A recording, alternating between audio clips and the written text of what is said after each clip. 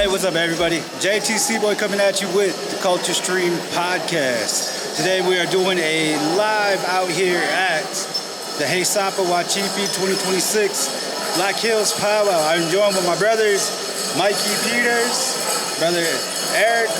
I almost call him by his name that we always call him, Dashiki. So you guys see him, don't call him that. But yeah, I just want to let my bros introduce themselves there. I'm Eric Dashiki Jen's assistant. Sing with Tokanua for some time.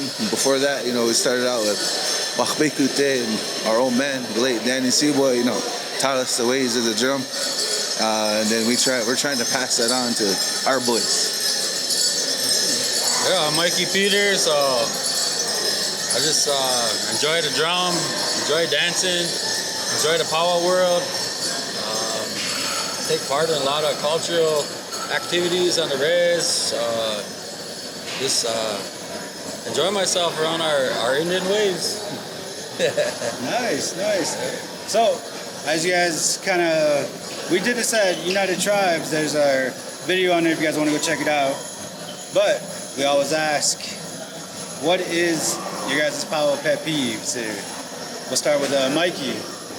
Okay, so today, actually, and that's happened before, like part of the perk of being a singer, you get to sit down on the floor and enjoy the dance, enjoy the happenings, and then like today, someone comes and stands right in front of the drum between you and the floor, and they're like taking pictures or recording, and you ask them to move, they just turn around, look at you, and they're like, what are you talking about? Just blow you off? Yeah, this is a free country, man. I can stand here if I want. But it's like that, we're human beings too. We're trying to enjoy the show too. Yeah, that's a pet peeve, man. How about you, brother Sheik? Same thing. Like, you're sitting there watching the dancers and powwow's rocking. You're just trying to enjoy it, and then people come and stand in front of you, and all you see is big back and crack. Just kidding. So, on our last podcast, you guys got a shout out there. How does that make you feel, knowing that you guys are carrying on with your guys' little ones, you guys' boys? We seen them from Yay Big and mad at me for telling them to stop hitting the drum and all that good stuff, and now they're carrying on in a good way. Yeah, I mean, like our boys, they don't know anything different at this point. They grew up around the drum, and we've been we sang with you guys for a lot of years, and much respect to the family, and the drum. And then the boys, we're always in the background or coming over, getting some water to drink between, dancing and all that, and they just took to it naturally. And I know I was talking to Eric before about it, and we're like, put things aside and let's get a drum going and support them. It's their turn, Yeah. Same thing, confidence for the boys. It's like you said, the boys don't know nothing different but that drum. They remember them sleeping by the drum while we're singing and sitting on my lap, and they have a lot of uncles. They know a lot of uncles that on the trail that watched them grow, that helped them with their gift that they have, and we want to push them forward with that drum, And the confidence that they get from the drum just through powwow, they need that balance, because those boys do a lot of other things besides powwow, and it's just their way of balancing out their lives too. So powwow is something amazing. The lights and the colors and the sounds and the awesomeness that powwow brings, it's a good place to bring them. Yeah, I mean, we're still trying to take leads and everything, and we just trying to, squeeze one in here and there, and boys are on, they're handling it. They're handling it, and we're just happy to be there around them. They just tell you, we got this. Yeah, we got this. We got, and then when something comes up, I mean, they turn to us, you know, got to talk to some elder or different things happen. I mean, it's crazy. A lot of times we laugh around, but we get asked to go up and pray and different things too. In the power world, and we go in a couple of places. They're starting to ask them now too. So it's more than like just singing, you know. There's that part of it too. Yeah. Well, speaking on that part, so one thing about my brothers that I'm really proud of is they really took the initiative to kind of help our culture, revitalize our language. And there's helpers of the people, and a lot of people are asking for certain things, and they do their best in the best way that they can. But they kind of pretty much revitalize the language, and they've helped us guys out. Me, when I make songs, I used to go to my dad, but now I come to my brothers, and they probably get mad at me saying, "Well, learn the damn language." I try. I know a word here and there, but you know, I try. But my brothers here, they're very encouraging, and they push for us guys to learn the language, to be a part of the language, the culture. And you guys are teachers, right? Yeah. I mean, I'm like my 19th year teaching. I know he is too. Yeah, somewhere around there. Dang, 19 years. Yeah, and Eric's took it a lot, pretty far, you know, the language. And I'm trying to keep up with him and my boys, you know, learning all the time. I never claim like fluency and all that, but, you know, always learning, and it really helps out when you got people with a tune, and you can turn around and be like, hey, how do you say this? And then turn around to the next guy, well, I think we say it like this. And we put it together, and we come up with new tunes, like a lot of new tunes lately, you know, just from learning that language, you know. Yeah, just teaching. Been a teacher. Teaching found me, I guess. Teaching found me. I needed a job, take care of kids, and I found teaching, and I was actually good at it. And you know, come 17, 18, 19 years later, you push yourself to be a better teacher. But also, again, you know, you credit the drum.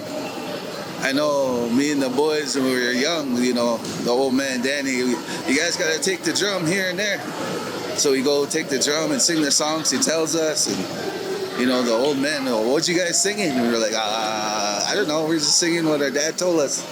And, you know, so that took it upon myself to learn what we were singing. And with that, you know, came the language.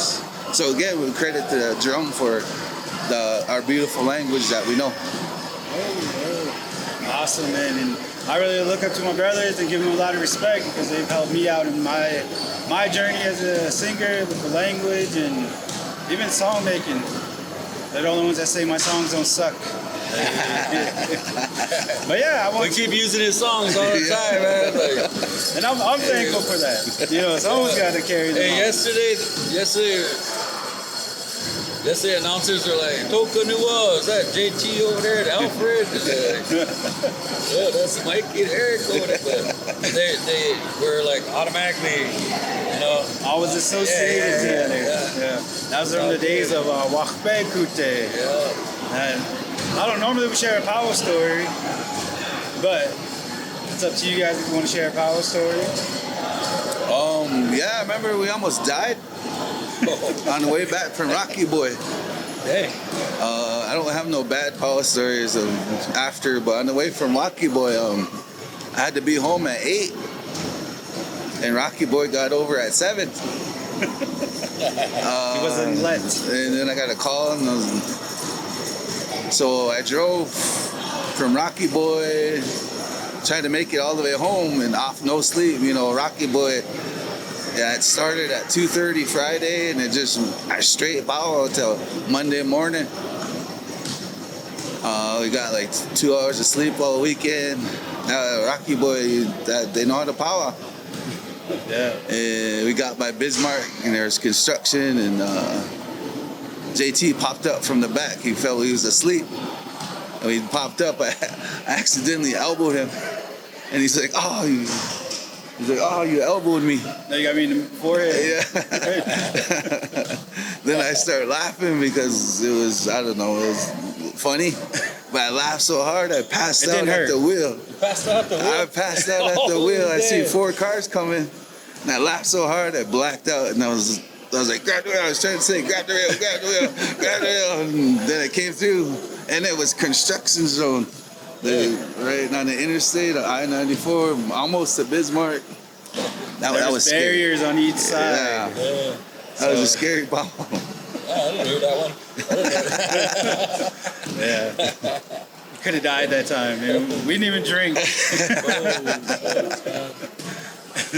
Yeah, I mean, I don't got no, like, any crazy stories. I mean, back in the day, maybe in teen years, you know, but maybe in, like, I've been sober since I was 21 years old, and I haven't seen that part of powwow in so many years, like, but, you know, there's some crazy stuff that happened now and then.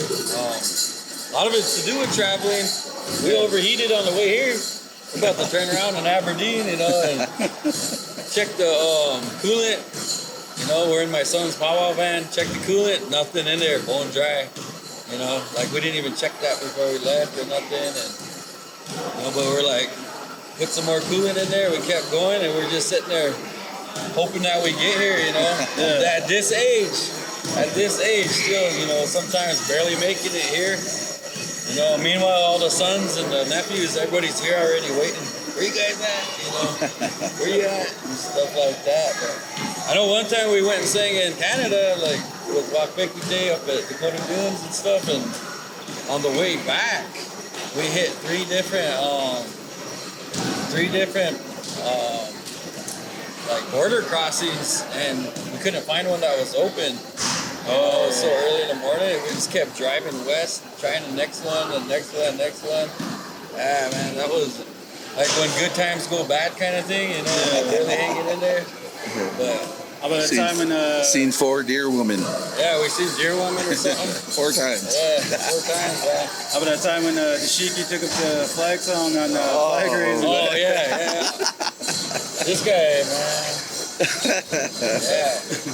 It was sliced. I was sliced. That was because I sing hard. We I sang try to at carry. Dakota Dunes. Dakota Dunes, they sang the hell out of us, and we had to host at Standing Buffalo the next day for the weekend.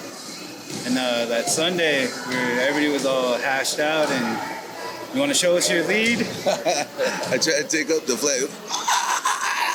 It came out like that. I was like, holy shit, like really loud. Yeah, right Like, on the microphone. Right on the You got a guy like Dick Shee, Harold Blacksmith, and Tommy Christian looking at us like, oh man, these guys. Oh man. A lot of times when we travel, you know, as the bros, it's like we always take care of each other. A lot of good times, and you know, I want to close this out by letting them share some words with the youth, the future, the next generations there. I would say just if you're into the wachipi, the powwow, the drum, dancing, you know, and you got kids that are interested in it, you gotta support them. You gotta keep them going. We have to encourage that because that's a big part of our culture. And a lot of people, you know, say this and that about the powwow ways, but to me, I'm immersed in our culture through ceremonial ways and different things, but I say just as important is it's the wachipi, you know, dancing, the singing, the drum. It's kept our family together. Like me and my brother here, and a lot of us, you know, continue to keep a good relationship through the drum, and people don't give it credit for what it's worth, you know. Yeah, I really think that. That's good. You know, patience, a lot of patience. There's times, you know, you want something real fast, you want to get the answers real fast. Just have patience with learning your language, learning your culture, learning your different ways of life that you want to be a part of. Don't be scared. Don't be scared of being chewed out. Like, people are really scared of being chewed out right now. And, you know, those are the best teachers. You know, they humble you, they keep you, that humility. But, you know, I give shouts out to all the drums who are keeping the drum alive, you know. shout out to HoChunk Station. You know, we seen those boys grow up with that drum, just like our boys. Yeah. Inspiration. Yeah, it's like you know, we appreciate them for showing everybody. Now they go all over here and travel. You know, one day we're gonna be there. You know, shout out to Terry Pascal, sharing words, and all their uncles all around, keeping them humble. Not shy, you know, that's awesome.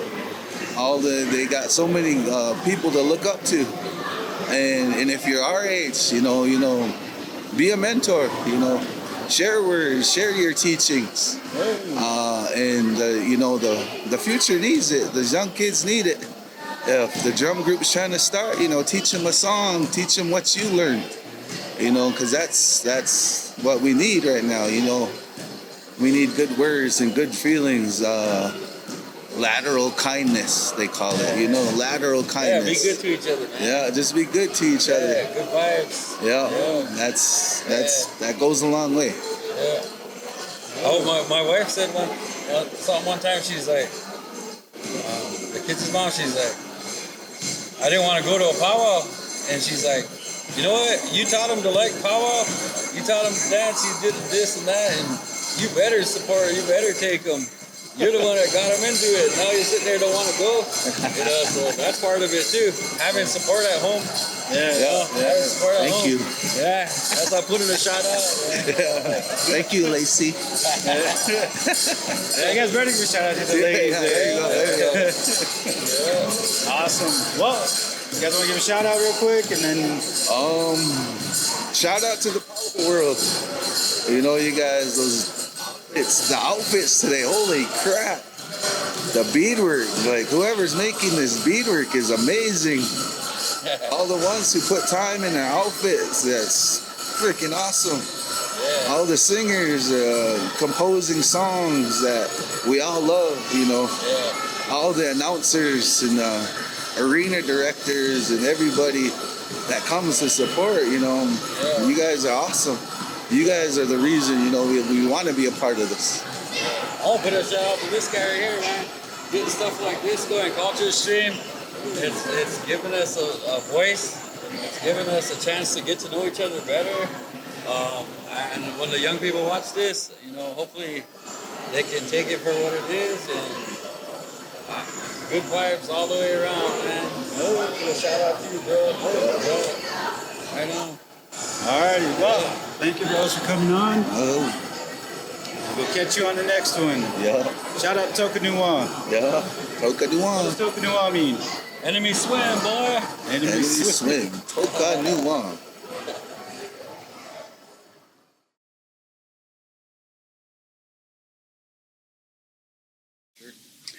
Hey, what's up, everybody? JTC Boy coming at you with the Culture Stream podcast. We are live here at Black Hills 2026.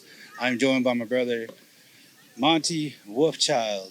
Awesome singer, carries around the drum group Black Otter, known for their chicken dance from the is it Blackfoot? Kainai. Kainai. Yeah. Kainai. Blackfoot Confederacy, yeah. Awesome. But yeah, I'm going to let him introduce himself, and that's awesome guy over here. All right, hello, my name is Monty Wolfchild. Come from southern Alberta, the Blackfoot Confederacy tribe called Kainai. Yeah, I've been singing pretty much my whole life.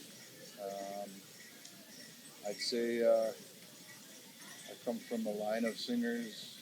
My dad, his dad, so on and so. So it's in the blood. Generational, you know. So when you say known for chicken dancing, and it's just carrying on the songs I heard growing up and the songs that I watched the old guys sing, kind of bring them back to life. And sometimes they sound like new ones, but they're always good rockers. So. Heck yeah, man. Yeah. Well, on our podcast, we always talk about powwow pet peeve, and I don't know if you guys know Monty. He's a chill guy. Seems like nothing gets under your skin, but I'm pretty sure he can share a power pet peeve with us. It's kind of a tough one because there's a few of them, but I mean, not really. I'd have to think hard on that. Just Something off the top of your head that happened this weekend. well, not this weekend. Just I guess kind of coming back into. I took a good year or two off singing and kind of coming back and kind of, like I said, it's the same old stuff. It's just the I guess, how would I say it in a good way? Kind of the guys that just, I don't know, like how would you say?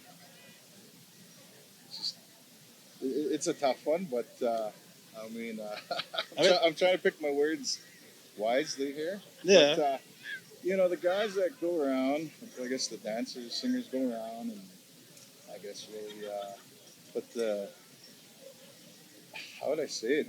I'm kind of, I don't want to say brown nosing, but you know, I don't want to say, I don't want to say that, but you know how I see people working the judges, working the, Oh, yeah. you know, like trying to get that angle on trying to get, instead of just using their talent to you know, or just to come and have fun. Yeah. It's always about kind of winning. It's always about So more like a politicking type. yeah, there you go. That's a good, yeah, the politics of it. I guess it's the politics of the powwow.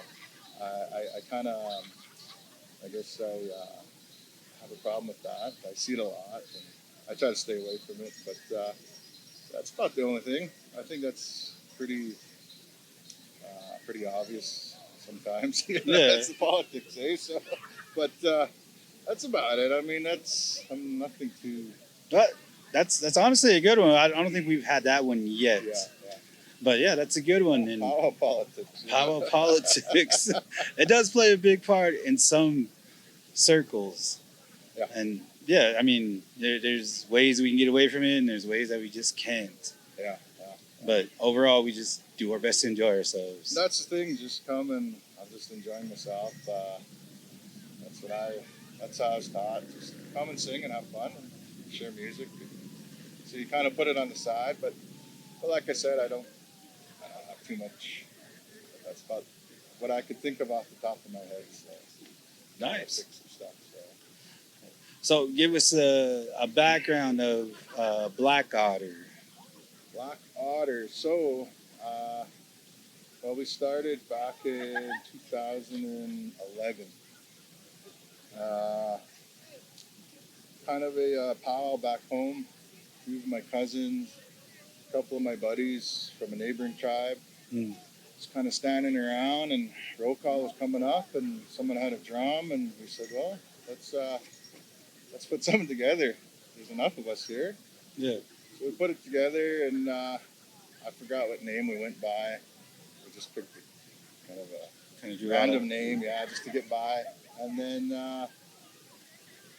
we kind of had a pretty decent sound. So it's like, you know, I think if we sing a few more times and see what happens, I think we can bring it somewhere. Yeah. So I talked to my dad there, and we had a big conversation, and he was kind of giving me the lowdown because he was the lead singer for his group and his dad's group, and he said, "Well, you're going to be the lead singer."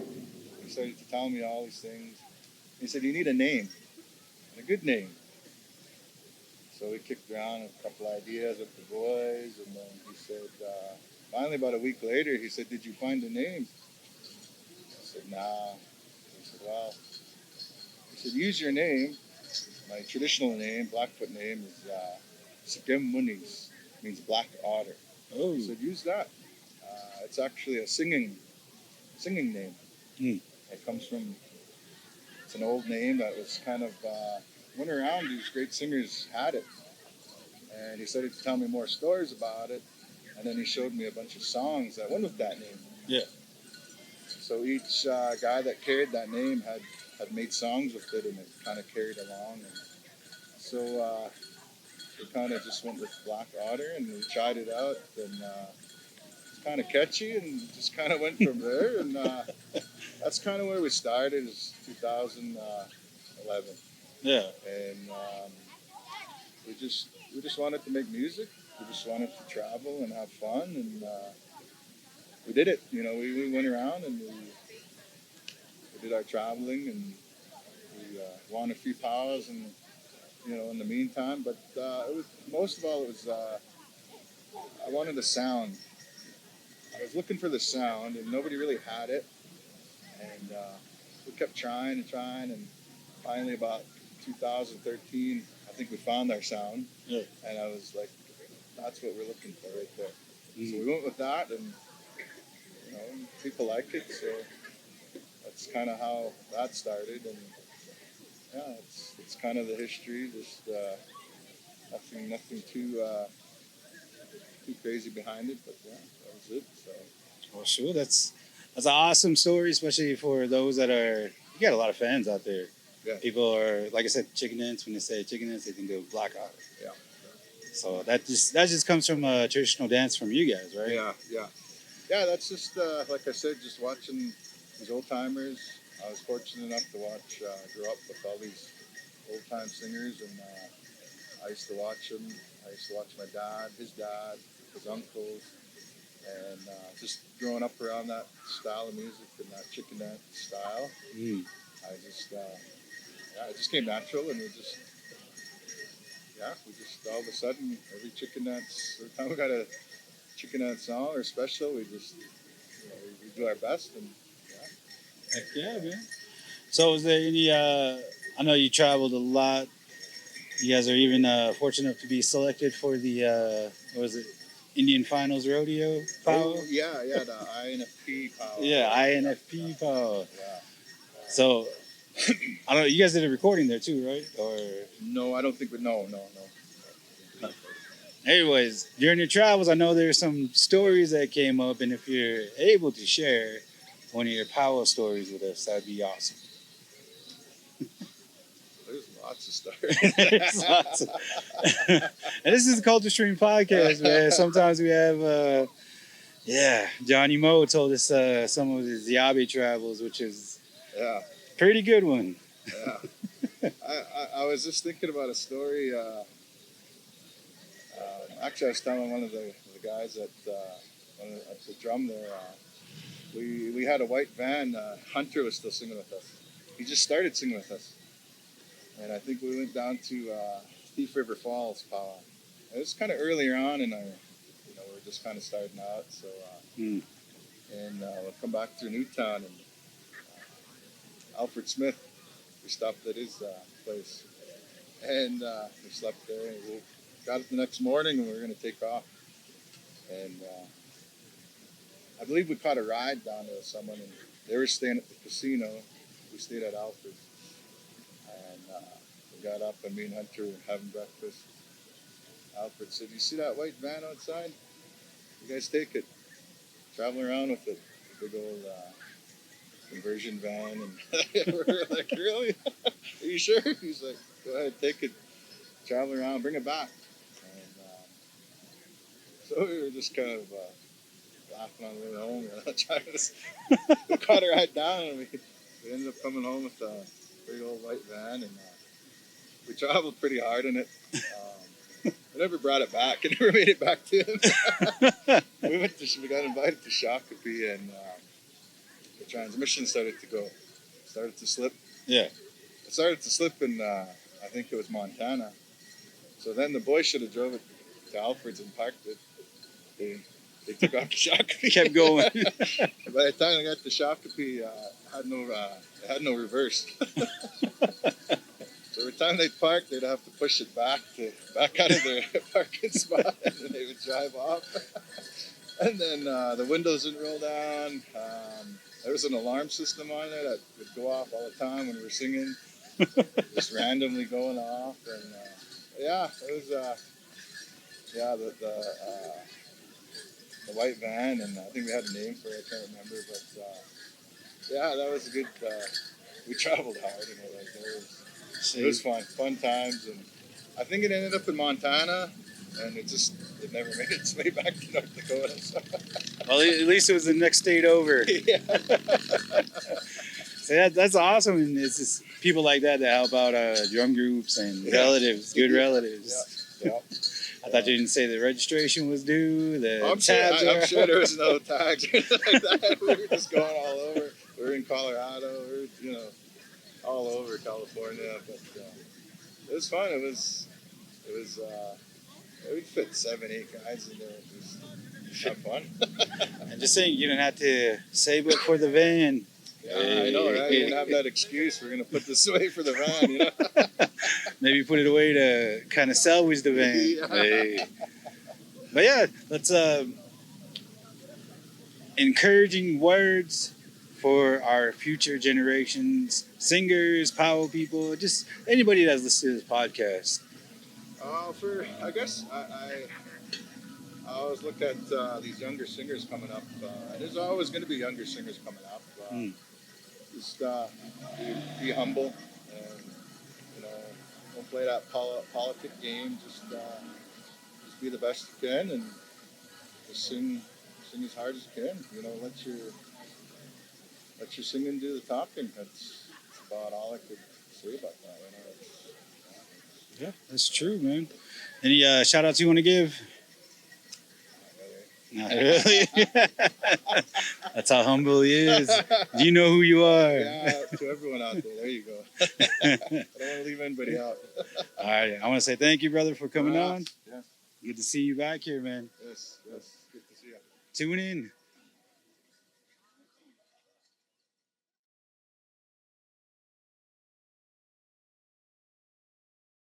Hey, what's up, everybody? JTC Boy coming at you with the Culture Stream podcast. We are live here at the Black Hills Indigenous Peoples Day Festival. I'm chilling with Jordan. She's doing her own thing. What is it that you're... I seen you doing, live stream over there earlier? Yeah. We're actually... so NDN Collective is live streaming this whole event. This event is hosted by NDN Collective, and it's our fourth year doing this. It's a really, really great event with awesome artists and storytellers and comedians that are going to be taking the stage at Main Street Square in downtown Rapids. So, it's a full day, and we're all very, very busy. So you said this is your third year doing this? Nice. So what is it that you do for the NDN Collective? So I work in their communications department, and I just help tell stories on their blog, on their website, and their social media. So if you're not following NDN Collective, give us a follow on Facebook, Instagram, TikTok, all Blue Sky, all the places, and subscribe to our newsletter. We've got awesome stories coming out all the time with our grantees, our awardees, our staff. We do all kinds of different work that helps Indian country and Turtle Island. Yeah, she also partakes in the powwow world too. So you ever see her out there dancing crow style, I believe, right? Yep, representing the Crow Nation. Shout out my Upsaluka people. Heck yeah. Well, is there, because on here we like to talk about powwow pet peeves and things like that. So can you share with us one of your powwow pet peeves? Oh, my powwow pet peeves. Oh my gosh. I don't want to get in trouble. Hey, this is Culture Stream Podcast. I think just one thing that was coming up a lot this weekend at Black Hills Powwow, people were talking a lot about the blankets. Yeah. And the blanket game is crazy. It's like I'm a get there as early as I can to get the seats that I want if I can. But folks that book up a whole bunch of seats and then don't sit there for the whole weekend. I'm like, what are y'all doing? Where are y'all at? And guarding them for the spirits, I guess. I think spirits want to watch the powwow too. Exactly. I mean, if we were to take a poll, that would be number one on our powwow pet peeves is the seating. Yeah. Because there's people that set up powwow chairs all weekend and don't even sit down, and the blankets, of course. Yep. So let's kind of let's let you share some inspiration for future generations and what you do with how your communications over here, getting out there in front of the camera. I know it's not easy. I mean, I get a little shy and things myself, but what's some words of inspiration that you can share for the future?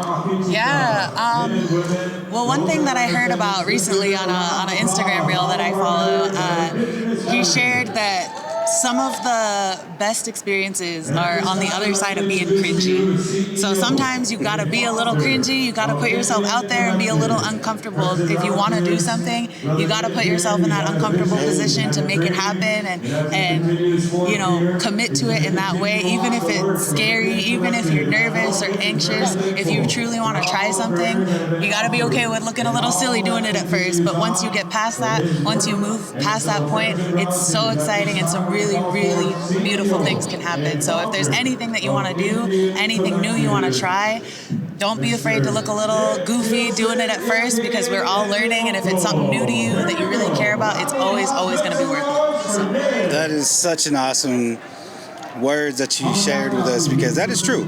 It is true. I know it's hard to get out there, stand in front of the camera. I know it's hard to kind of follow your dreams, because there's always that borderline of cringe. There's the like, oh, they're going to watch me, they're going to look at me. But that's life. Everybody's always watching, everybody's always looking. And some people have that, they're not going to do it, but they're going to judge you. But you got to keep going.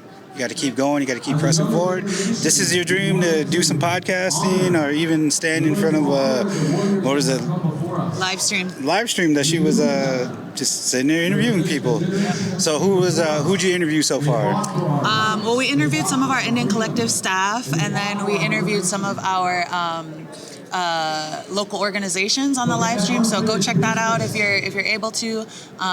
The live stream will be up on all of our Indian Collective platforms, but pretty soon coming up we'll be able to interview some of our artists that are taking the stage here this afternoon. So those will be coming up on the live. So who's the artists that are here? Havane Rios, we have Antoine X, Juteska, Macklemore, the Barehead Sisters, Isaac Tonasket, Santi Witt, Janice Schmeeding is the Rez auntie from Rez Dog. She's going to be doing a comedy set, so that's going to be really, really awesome. I'm ready to laugh. Awesome. Well, we're excited to check it out today, partake in it. But yeah, thank you so much for being on. Yeah, no problem. Thanks for having me. Yes. Catch you on the next one here.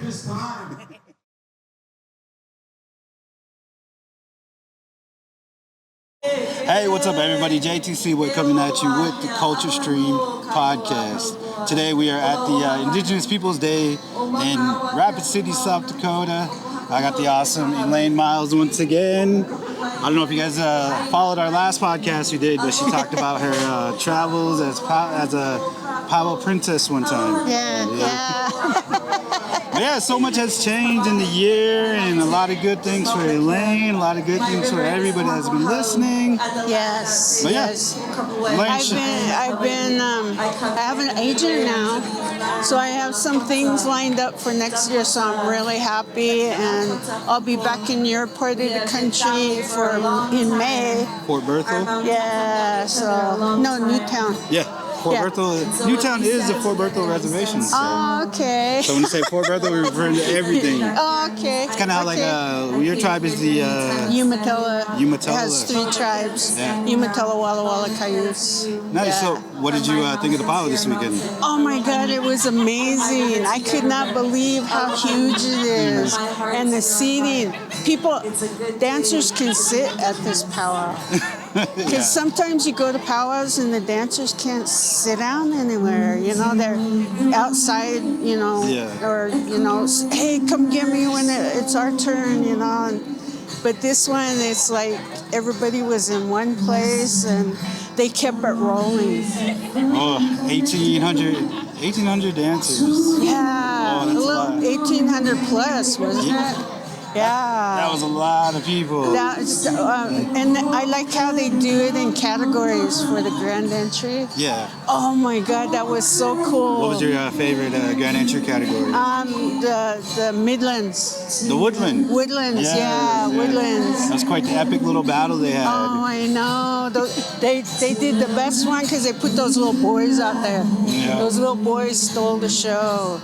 Nice. So I was like, yeah, they're the ones that are going to get it. I knew it right when I seen them. So. Yeah. So, what is the one thing that you're looking forward to today? Today I'm just kind of hanging out. I was up at the monument. I did a talk on keeping up our language and our traditional ways. You know, so because that's what Crazy Horse did. You know, he fought for his people and. for us to still be here. Yeah. So that's what I kind of looked into, and I go, it's kind of like my grandpa told me about my great-grandpa who died in the Nez Perce War. And my great-grandma made it. She was pregnant with my grandpa, and he was born in Canada. Oh, wow. Yeah, so see, we have history like that we got to keep up. Yes. And being a part of that was kind of cool because no other tribe has a sculpture, Yeah. Yeah. A mountain. A mountain sculpture, it's kind of amazing to see that. Yeah, we took our kids up there. They loved it. And just running around. I was here all weekend, but I played tourist. So it was our family vacation, just hanging out. Yeah. Yeah, that's cool seeing Leonard Peltier here. Yeah, I know. I haven't got to meet him, but he left already, didn't he? I got to see him from afar here and at the powwow, so I got a little picture. Oh, yeah. Yeah. Leonard, I think that would be understandable. Yeah. So, what, if you could share, what are some upcoming roles you have lined up here? I don't know if I can really talk about them because I kind of signed the contract. I did do a movie though in January that's supposed to be out, I think February or March, and it's a sci-fi movie, and my grandbaby gets kidnapped by aliens. Yeah, I played a grandma. It was my second lead role. Oh, that's cool. I've always been like just a day player or something, Yeah. And then like with Northern Exposure, I was cast regular, but I didn't work all the time like they did, Yeah. So it was different. It was fun. It was like I was worried about it, but I did it, so it turned out really good. So. Nice. Always staying busy on set, all that good stuff. Yeah. That's so cool. Yeah, so we did it, and I have another one in Oklahoma. I have one in Oregon, and then one in Washington, and possibly one in Canada. Nice. Yeah. So last time we met, we talked about Powwow pet peeve. Is there an updated Powwow pet peeve for you, Lane? Mine wasn't it the CD? Yep. Yeah, because over there I couldn't find a place to sit. Yeah, I got to snag someone up and go sit with him. That way you know you have a guaranteed spot. Yeah. Oh, But look. I just kind of wandered around, We got our other member here. Yeah. That's my nephew. Yeah, he's a part of our podcast too. Oh, no way. Yeah. Yeah. Oh. Sorry. Typical Indians, they just walk in front of you. They Got don't, no respect. they don't care who you are. Yeah.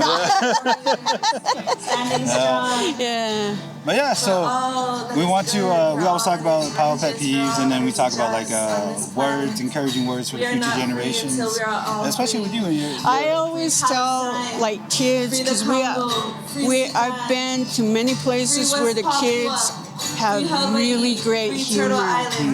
And I always feel like some of these kids, like one of my grandsons, he's crazy, and I was like, you want to open for me sometime? And then he's like, but no, I can't because I'm a kid. And I go, no, you can. I'll pay you. And he's like, I'd have money. And I go, yeah, you'll have money. Because he's crazy, and it's clean crazy. I do dirty crazy. Yeah, so, I always encourage, because I encourage kids because some of them are good with cameras. Yeah.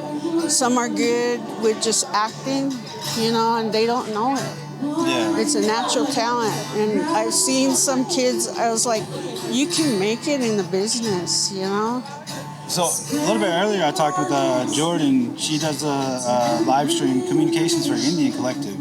And then I kind of asked her to share some wisdom, and she talked about, just being in front of camera. It's not that easy, especially being an actress, things like that. Yeah, if we did this like in the 80s, I would be really backwards.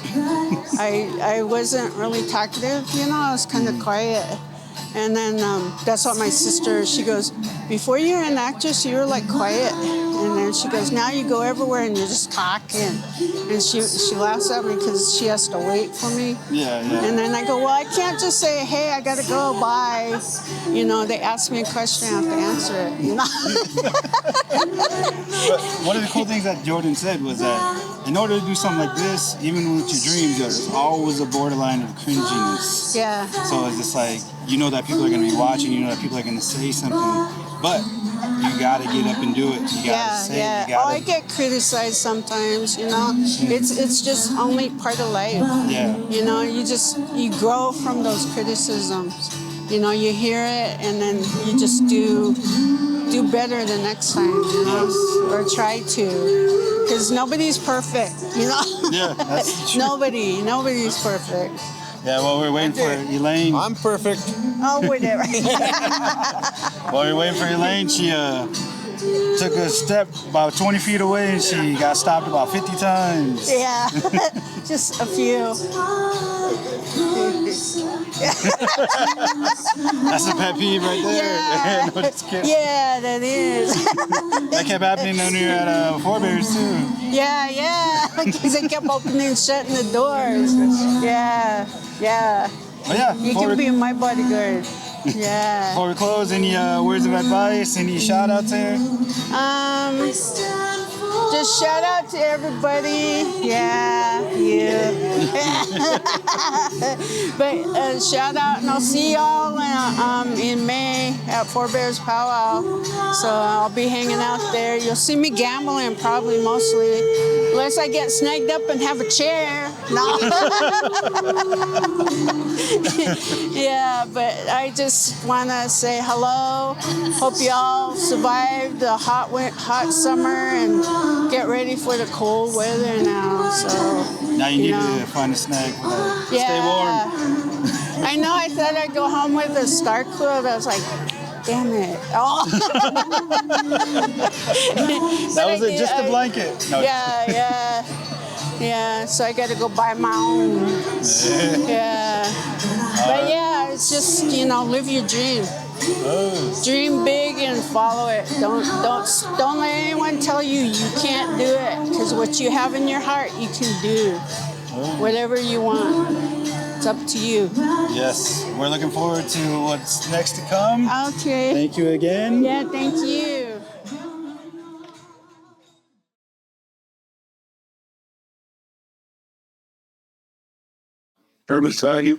Hey, what's up, everybody? JTC Boy here for the Culture Stream podcast.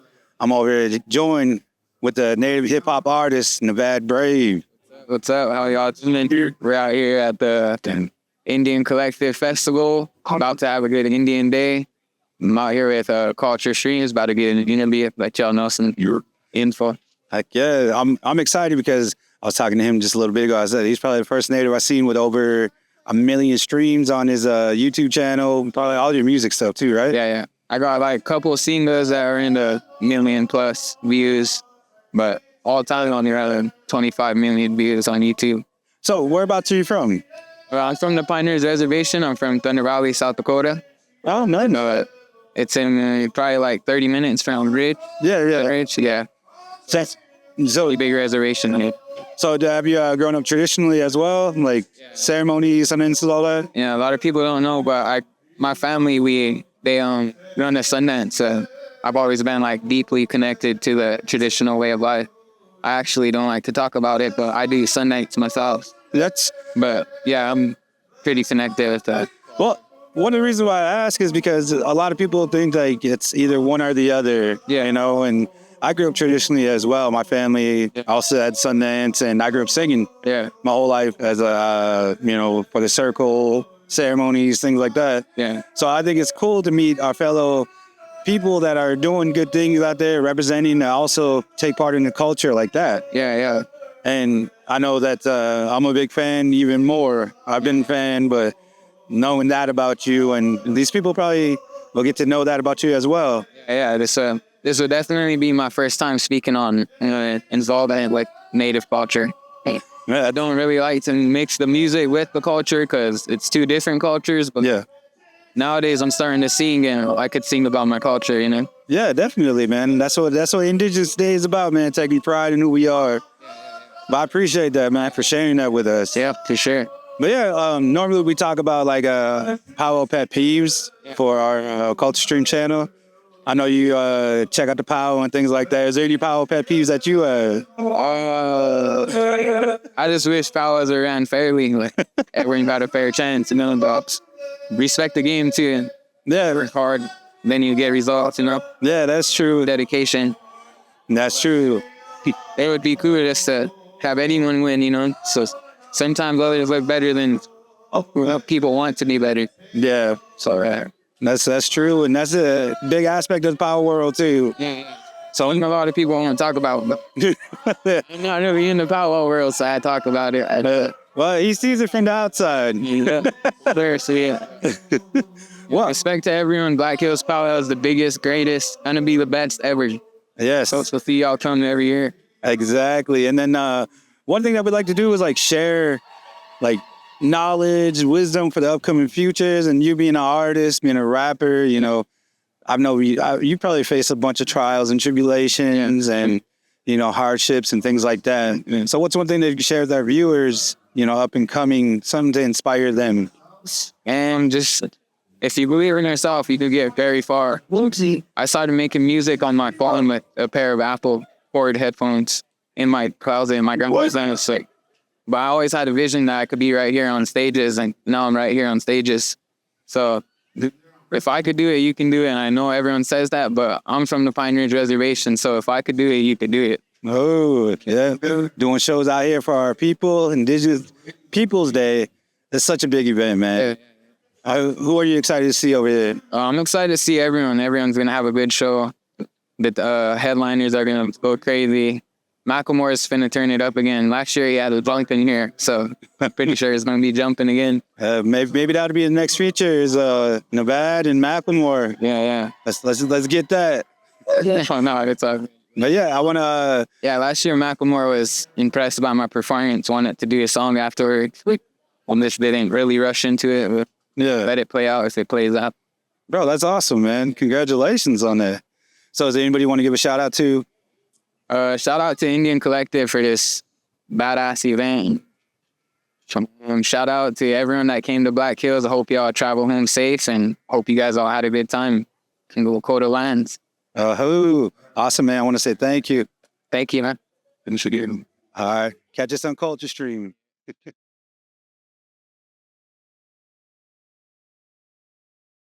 What's up, everybody? JTC Boy coming at you with the Culture Stream podcast. We're here live at the Indigenous Peoples Day event in Rapid City, South Dakota. Indigenous Peoples Day. But I'm here joined with Kenneth Taylor. He is Ponca and Cheyenne. Yeah, I'm Cheyenne Ponca from Oklahoma. But yeah, this is one of my wife's friends, and she's just like, go get him. And I was like, hey, let's do it. I'm here. We made it. So what was your experience about Rapid City? This is my second time attending the powwow, third time in Rapid City. I like Rapid City because it looks kind of like old. Yeah. It looks old, you know, and like it gives like, I don't know if you've ever been to Oklahoma, like Bricktown vibes or like everything's all brick and stuff. So that's what it gives, like old-timey, like early 1900s vibes. Nice. So did you dance this weekend? Yeah. I danced grass. I contested in grass, but I got in the jingle special, which was really fun. Nice. My two goals here this weekend was to get a smooth grass song and an awesome sidestep, and I got both, so I was really, really happy. So your favorite drum group for sidesteps? I don't know names of drum groups. I just know I just feel them. I just feel the vibes and stuff. So like if they sing good, and that's my favorite drum group. Oh, that's cool. So what brings you out here to the festival? We didn't even know this was happening. We came for Beaded Edge for the Prairie's supply. Edge? Oh yeah, Prairie Edge or whatever. Yeah, and then to get some beads and supply shopping because I came with a whole bunch of crafters and they needed to restock on all their stuff. So that's what I did too, and then we decided to just walk around here and check it out for a little bit. Nice little crafting party, huh? Yeah. Nice. But yeah, we're so on our podcast we always talk about like powwow pet peeves and things like that. So you travels many powwows, Yeah. Oklahoma all the way north. What is a powwow pet peeve of yours? Oh gosh, kids not being mindful of their surroundings, like running through people while they're talking, or running through people's camps, or running through their chairs. Oh, that irks my soul so much. Like, teach your kids not to run through people's camps or run through people's chairs, and teach them to be mindful of other people's spaces. Because, I mean, yes, you can play, just play over there. That would seem more like an Oklahoma type. Oh, really? Yeah. I mean, going south, I noticed like even our kids, it's kind of hard to. I know Kelsey's just sitting there like, sit down, you know. Yeah. And that's kind of the way they brought it down south. Yeah. I believe. Yeah. Whereas I'm not saying up here. If I was we in weren't- my outfit, I had to sit down the entire time. Yeah. And I'm not saying like up here we weren't around like like nobody's business and stuff. Yeah. But no, that's a good one. That's honestly Yeah. I mean, I know kids get excited and stuff, but like, go behind us, or don't go through like where the adults are, like, or go through their chairs and causes chaos sometimes, you know, or sometimes they like hit old folks' like feet and stuff, and you know that's not really good. Yeah. So just tell them to be mindful and to like go around everyone and be aware of people's surroundings. Yeah. Well, that's like I said, that is a good powwow pet peeve. Yeah. So, any powwow stories? I mean, you guys probably had a journey up here. So, anything throughout your travels? Has anything happened that you would kind of want to share with everybody? Like, because we talk about powwow stories, things like that. You know? Yeah, well, I have a lot of powwow stories. I think like, oh gosh, so many. I think my favorite part of like being about like powwows is like the social aspect. Like anytime like I'm around with like friends or like family like that I haven't seen in a while from like up north. We're up north. No, farther north, like Canada, and like seeing them kind of like all together is like my favorite part about a powwow. And gosh, just making the memories with them is always fun, and just saying crazy things and just laughing and laughing and laughing. Yeah, that's I can't think of like a specific memory on top of my head, but yeah. All I know is that like I have a great time with all my friends. Yeah, that's what powwows is about. That's what powwows is about: having fun, hanging out with friends, family, all that good stuff. Yeah. So, is there any advice, encouragement that you want to share to our viewers here? Hey. Smile while you dance. Look like you're having fun. Gosh, everyone's looking mean out there while they contest. Smile. Look like you're having fun. Don't be too serious. I know, geez. Gosh, enjoy yourself while you're dancing. So, earrings. Did you make the earrings? Hey, pawn shop, $50. No, Pawn shop, $50. Pawn shop, $50. God, these are really expensive earrings, so I was lucky that this was a good find.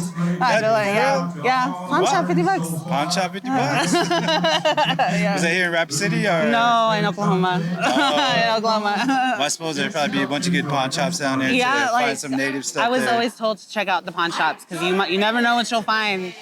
Yeah, check out the pawn shops. Yeah, that sounds familiar. We have antique shops all the time, pawn shops, things like that. Yeah, because you never know what you're gonna find. Yes, definitely. Well, thank you for joining us today. Yeah, it was fun. Yeah. All right, we'll see you on the next one. Bye.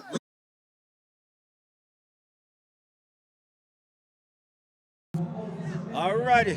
Hey, what's up, everybody? JTC Boy coming at you with the Culture Stream Podcast. Today I'm joined by Isaac Tonasket. I'm sorry. I knew I was going to get it wrong. You're good, bro. But yeah, we're out here live at the Indigenous Peoples Day celebration in Rapid City, the Black Hills, the Sapa Makoche. But yeah, I want to this is a new series I've been doing, catching up with artists like Isaac himself. He just got out the stage, did a phenomenal job, man. I appreciate your it. voice, everything, just had the people just locked in. I appreciate it. So yeah, tell us a little bit about yourself.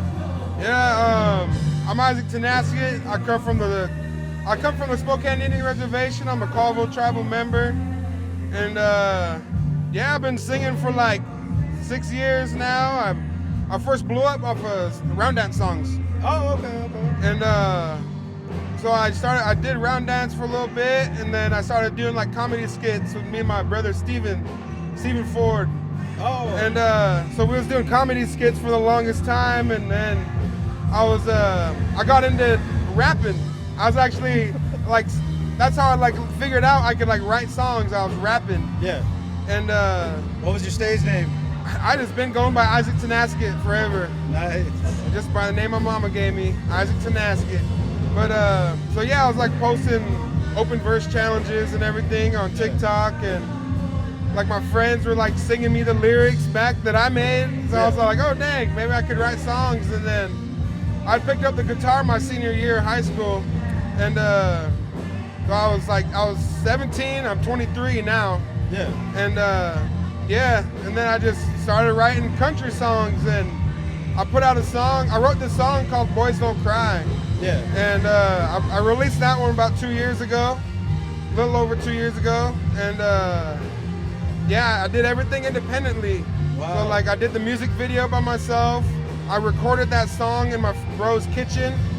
And I didn't do no cuts or anything. I just went in there and sang the whole song through about 7 times.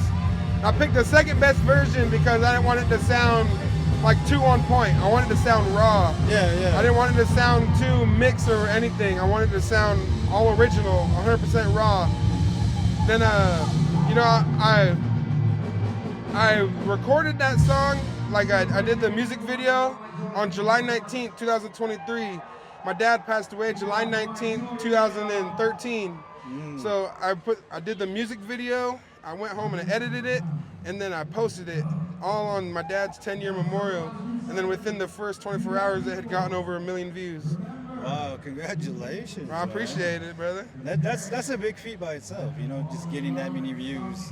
Most people I'm even happy getting 5,000 views. Oh, 5,000, that's a lot of views, bro. If you think about it, like yeah, it's cool getting all those views, but like when you see 5,000 people in one room, you're like, holy moly. Ooh. Like there's a lot of people watching you. Even if you were to get 100 views. Exactly. And look at the powwow, for example. 1,800 dancers. Oh, That's a lot of people, man. That dance floor was packed.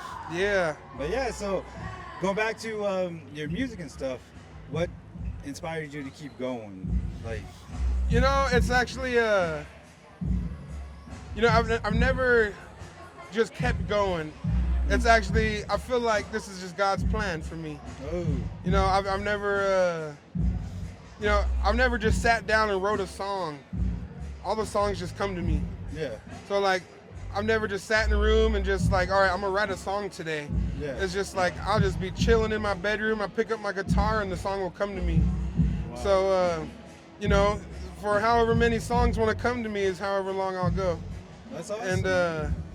And I feel blessed and honored to be asked to come out here to come and sing for you guys, sing for new faces. It's my first time in South Dakota. Hey. And yeah, dude, it's just an honor, man. Like this weekend I get to open up for Macklemore, and then next weekend I'm opening up for Tucker Wetmore down in Tuba City, Arizona. Dang, congratulations. And yeah, appreciate it. So this year has been a year for me, man. I got to perform at Red Rocks Amphitheater out there in Denver. Yeah, it was like 9,000 people or whatever. It was sold out. Wow. And yeah, I just feel blessed to be able to do what I do, and however many songs Creator wants to give me is however long I'll go. That's awesome to hear, man. And yeah, we were just moved by your performance and all that, and just want to say congratulations. I appreciate it, big time. One thing that we always do, because you said you blew up singing, hand drum, round dance, all that. So I know you have a powwow pet peeve. Oh yeah. What is one powwow pet peeve that you can share with us? Shit, I don't even know. Powwow pet peeve. I don't even know. Just something like when you go to the powwow, it's just like, damn. Sometimes them just be getting too grumpy. Yeah. Like, ask me nicely the first time, and then if I'm still doing wrong and still in your way, then you could cuss at me. Don't just tell me, get the fuck out of my way. Be nice about it, you get better results. Yeah. Hey. But yeah, so what is something that you can share with people that are listening, future generations, about what you're doing and some motivation, some inspiration for them? Because there's a lot of talent out there, but me, in all my years, I've come to notice that it's being pushed more, and it's being, in a sense of like when I was growing up, a lot of people had that fear of, being out there. Yeah. So what is something that you can share with our future generations, our listeners here? So one thing is, I do everything with purpose. Yeah. I do everything. I just do everything with purpose. I walk the red road. Ooh. I've never drank. I've never smoked. I don't do none of that stuff. And that's a part of like just being pure. You have a clear mind. You have pure intentions. Yeah. And you just do everything as if like your grandma was right there, right next to you. I guess that's the way you can put it. Yeah. But my thing is I do everything for my mom, my little brother, and my little sister, and even my older brother. Like, it's pretty crazy when I get people to come up to me and say, you inspired me. Yeah. And these guys are, way older than me. It's just, you do everything with purpose. You do everything with your heart, It's just like people are too focused on trying to look cool. Yeah. People are too focused just trying to fit in. You just be you. Yeah. If being you means you're gonna go drink and go smoke and all that, so be it, I guess. You want to be you, be you. Yeah. I'm gonna be me. And Antoine X, he's walks the red road. Yeah. Antoine X, the biggest native artist in the industry right now. Yeah. Antoine X just did the Breakfast Club.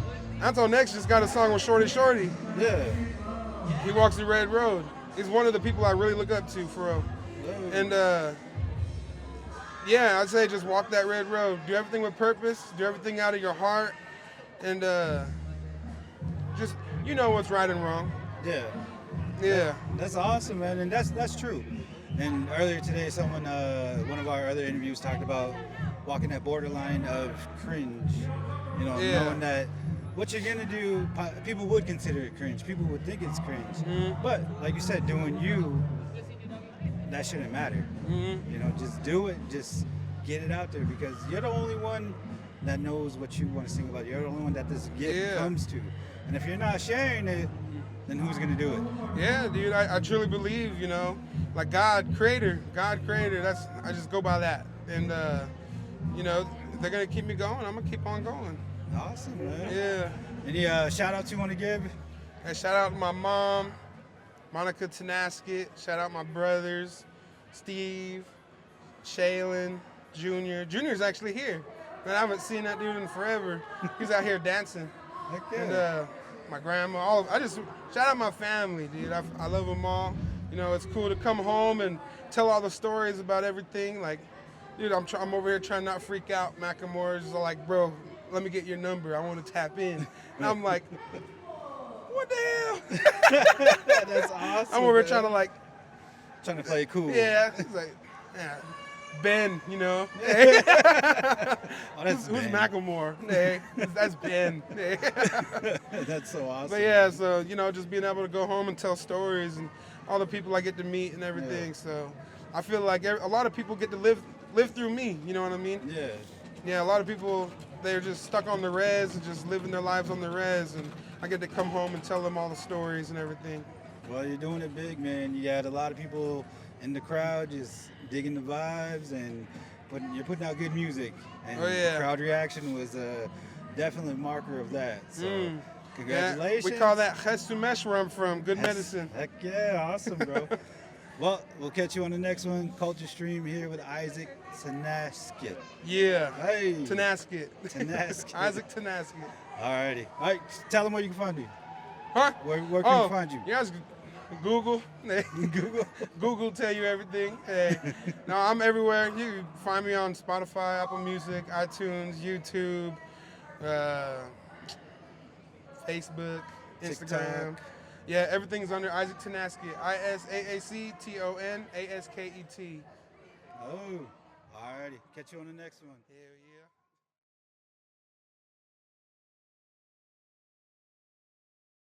All right. Oh, okay.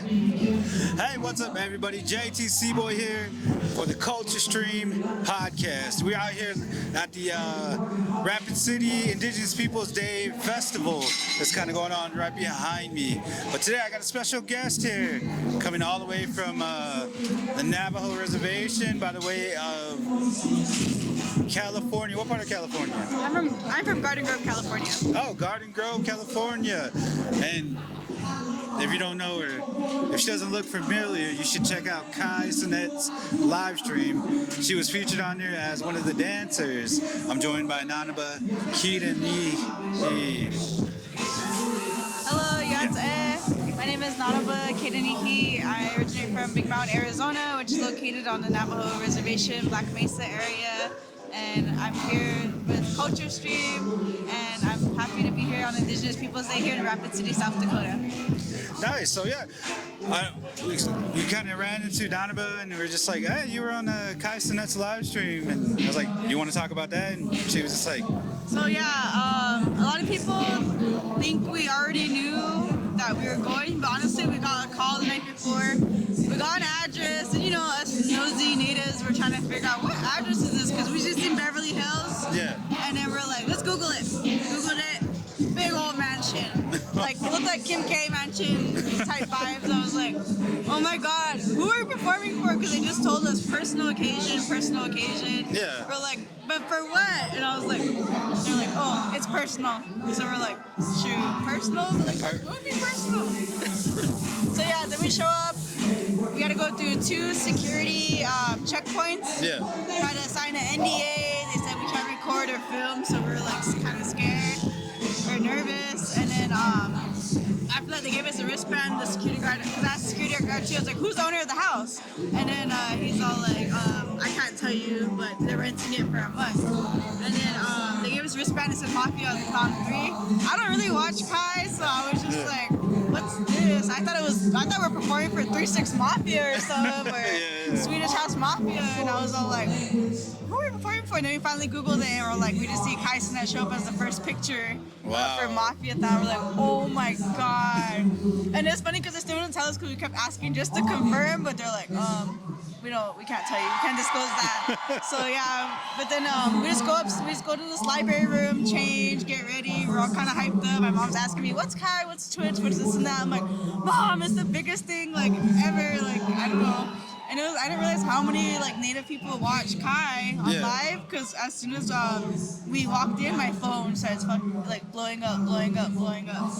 And like I was like, oh my God, that's crazy. Like I didn't know people were just casually watching Kai. They just watch him like for whatever. Like they're just doing whatever random thing at home and just background noise kind of deal. Yeah. Yeah, it was so cool. And like it was funny because a lot of people, when they told me like this past weekend, they're like, I was watching Kai and I just heard those bells. You know, when you hear those bells, you know those are powwow bells, fancy dance bells, grass dance bells, stuff like that.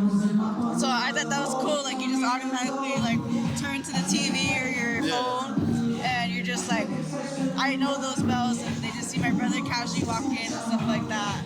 So I thought that was cool. So how was Kai in person? He was cool. He was very respectful. I really appreciate that Kai like wanted us on there as well. He was looking for some Native representation. I'm not sure exactly what influenced him, but it was just nice that he liked to bring it to a stream like that, knowing how big he is. Yeah. Because not a lot of celebrities do that. As much as recognition I feel like sometimes we do deserve. Yeah. Especially since they travel all over First Nations and here in the United States. I'm just glad that he was one of them, since he does have a big influence, not only on natives, but just everywhere in general, and especially on the youth. Yeah, so how many people would you say were tuned into his live stream? I remember I was watching the stream count, because all over the house there's cameras. Yeah. Cameras watching you. I never been in something like that. I was like, oh my God, I'm in a reality show or something. Yeah. And one of them said like 500,000. Wow. But then I guess like later on people keep tuning in, and it goes up like later on to the day, and it goes like up to 1 million. Yeah. I'm sure like over 1 million after watch this probably too. Dude, I don't know how many natives actually tuned in. Probably got a big. I don't know. I think the whole nation. That's what I'm saying. Like I've seen posts about it, but I was like, dang, that's crazy. Like I really didn't know who Kai Sinet was, but I know that he does live streams. And my daughter, she was just like, wow. When you told her about that, she was kind of shook. But that's so cool. So, do you think it's possible for our culture to be exposed more through people like Kai Sinet? Yeah, I think it's possible. I just seen today that Tia Wood was with Shawn Mendes. Yeah, shout out to Tia Wood. And I thought that was badass. Yeah, shout out to Tia Wood. I thought that was badass. I'm super proud of her. And I thought that was so cool. And like, that's just another stepping stone for not only her, but for all of us as Indigenous people, just to represent ourselves and to show that we are still here. Because I grew up in an urban area in California, and a lot of my friends in school and stuff like that, they're always like, oh, I didn't know natives were still existing. I didn't know this and that. And even today, like even when I go around California, I tell people, hey, I'm native, I'm Tonez, and they're like, oh, I didn't know you guys are still around. Yeah. It's just like, that's why like representation is very important. That is true. That is true. So, Honor, you're familiar with the Culture Stream podcast? Oh yeah, I love Culture Stream. I'll listen to like you, Jude, Tonez, and then whatever guests you guys bring on too. I know sometimes you guys have like someone can't make it or something, but I'll listen to you guys. Yeah. Shout out to Jude, Tonez, Lorenzo, and Greg, and then all our other guests that we had on the podcast. You guys are amazing, and you know we're still doing more podcasts as we go. So, back to the podcast here. What is your power pet peeve? What is my power pet peeve? Yes. Oh, I'm kind of a hypocrite because I kind of do this too, but the blanket situation. Blanket situation? The blanket situation is just like because like sometimes it's like, I just need 2 seats, and they're like, no. Yeah. So yeah, but I've done that, but then I'm like, I actually got my guests coming, because then you look back over where you ask for those seats and you don't see nobody. All weekend. Yeah. And I'll do that, like I'll sit on chairs, like I remember at Rocky Boy, I sat on, I don't know whose chairs they were, but they weren't there all weekend, but I got front row. Yeah, exactly. So thank you, Rocky Boy people. Hey. Yeah. But yeah, so do you want to share some advice for the people that are listening, some inspiration for the young ones, especially people that watched you on the live stream? Yeah. I thought that was something for them to...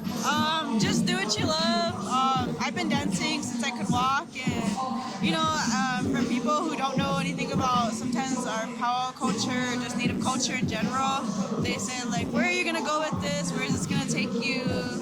And I'm just like, you don't understand, and you don't need to understand. As long as you understand and you know where you're going with it, and as long as you know where you're going with it, it'll take you places where you never go. A lesson I always learned, or was always taught, was take care of either your outfit, your regalia, your drum, and it'll take you wherever you need to go.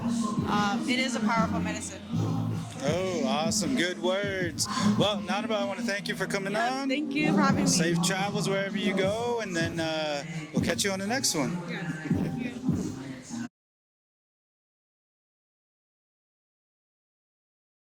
JTC Boy coming at you with the Culture Stream podcast. Got my bro, Greg, bro Greg. Hello. And our special guest, Mr. Antoine X. What's up, everybody? Antoine X from Omaha, Nebraska. Shout out Culture Stream. Hey, bro, we talked about this when? How long ago? Bro, that was... 2019. 2019, and now we're here in 2025, so shout out to Culture Stream. Hey, word. But yeah, we just got done talking with the bro about his travels, something good. I don't know if everybody's seen it, but you can go ahead and speak on it, bro. Like, what you been up to lately, man? So I just recently got with a publicist named Keisha. I'm working with Yanaja Halone Wolf, and we just been trying to push for Native artists to get into the mainstream spaces while remaining independent and keeping full ownership to all of our shit, right? So recently we did the Breakfast Club. I've been on Sway in the Morning, Ebro, all hip hop, and I just dropped a song with Shorty, and we're working on some other shit with Shorty. So coming to a lot of the reses soon. But yeah, we got a lot of shit moving. Just trying to take these spaces. Shorty tonight? Nah, no shit. we just got Greg. What's going on, Tyrone? He's bringing him. You guys better show up. We just got Gregory. Yeah, bring him on stage and give him a diss track real quick. Gregory. Yeah, if y'all don't know, y'all don't follow Greg on Facebook, his number one nemesis is Mr. Antoine X. No, okay, let's squash this on air. You did me dirty with the sandwich. That shit was funny, man. But I got weird the next day, and it just went from there. Hey, there was no beef. Yeah, exactly. It's just me being weird. Yeah, beef. I'm weird. Beef. Yeah, exactly. But hey, it's all love. Yeah, exactly. You know what I mean? This is grown. This is what grown looks like. All the little Chushkes out there, look at it. Stop being a YN and do this. It's just cooler. Yeah, shake hands. Yes. You know what I mean? Shake hands. Or not, fight it out. No. Nah. Give me like a year, we'll wrestle or something. Leg wrestling's out of the picture. Yeah. No more leg wrestling. I seen Greg wrestle. I think I got him. I think I ain't gonna say that joke. It's an old joke, but I seen him wrestle. I got him. So what was the sandwich thing? God, let them know. Yeah, I had a truck wagon. I came from Vendings at Eagle Butte. I haven't had a truck wagon in a long time. I was out of it. It's my fault. I got an arch. That sandwich was heavy, bro. That sandwich was heavy. Anyways. You got a lean on him. Yeah, anyways, I had a long summer. Hey, real quick, shout out to Isaac Tonasket. Oh, shit.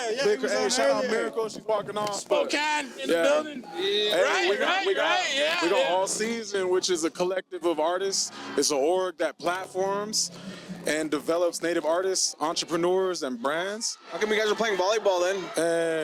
And we playing volleyball. Where at? Nah, just kidding. Oh, athletes, all of that. So All Season, yeah, that's what the movement is. And we just picked up Isaac just so we could start pushing like younger country singers.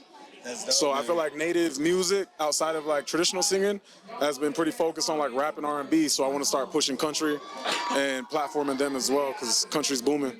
Yeah, I think was on there earlier, man. He gave you a shout out. A lot of love, man. A lot of love, especially with the indigenous artist culture, the community. And I'm really feeling it. It's like a lot of inspiration here. But yeah, I know you go to powwows. I know you grew up in that life. We always talk about a powwow pet peeve on our podcast. So for you, what is a powwow let me pull pet my peeve? book out, bro. Scroll. Let's see, powwow pet peeve. Damn, what is my powwow pet peeve? I got a lot now, just because I haven't been powwowing a lot. And like we used to sit, so I used to travel Omaha Lodge. That's my family. What about this guy right here? Shout out Macy. Oh yeah, shout out Nick McElmore and the brothers here. They're walking by. But